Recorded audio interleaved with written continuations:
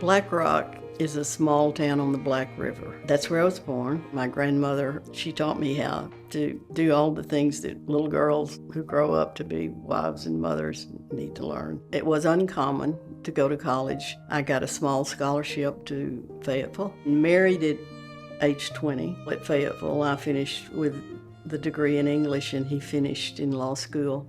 We moved to Pine Bluff. He started practicing law with his dad and I started teaching. We were asked to adopt a child. We eventually had 3 more and a foster child and 3 nephews. When the youngest, Rachel, was in the 2nd grade, my husband said I needed to go back to work. Went to law school to be a paralegal. It was a challenge, but it was still easier than taking care of all those children. So I started as the city attorney at Redfield and in private practice, and then had an opportunity to go back and run for prosecuting attorney. Was elected the first woman. I didn't know that no woman had ever run for prosecutor. Those weren't goals, those were coincidences. I think the passion that I had in prosecuting crimes against children and women came from some personal experiences as a child. Having started law school at 42 and having raised several children, I had a wisdom that was invaluable to me. It was an inspiration to women at a time when the glass ceiling was just now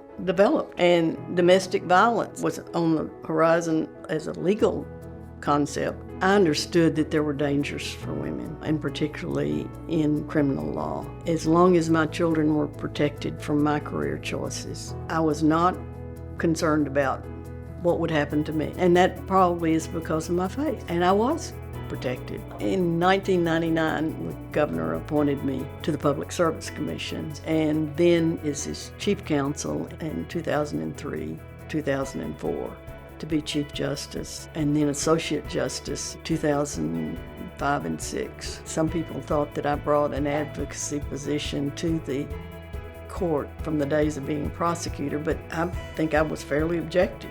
Every 10 years after the census, the governor appoints a coordinator of redistricting to help map out the changes as far as population changes. Now, I was the first woman to do that. What I've done has highlighted for women their opportunities in all areas, but also highlighting the crimes against women and children through the prosecuting a horrific case in Lone Oak, caused the rise of more child advocacy programs and child protection programs. Women from sexual assaults would be a reason to say she did well in this or she worked on this, but also for women who think they have to choose between children and a career, to understand, sort out your priorities, and you do what you are obligated to a husband and children first. It's not too late to start a career at 30 or 40 or 42 as I did.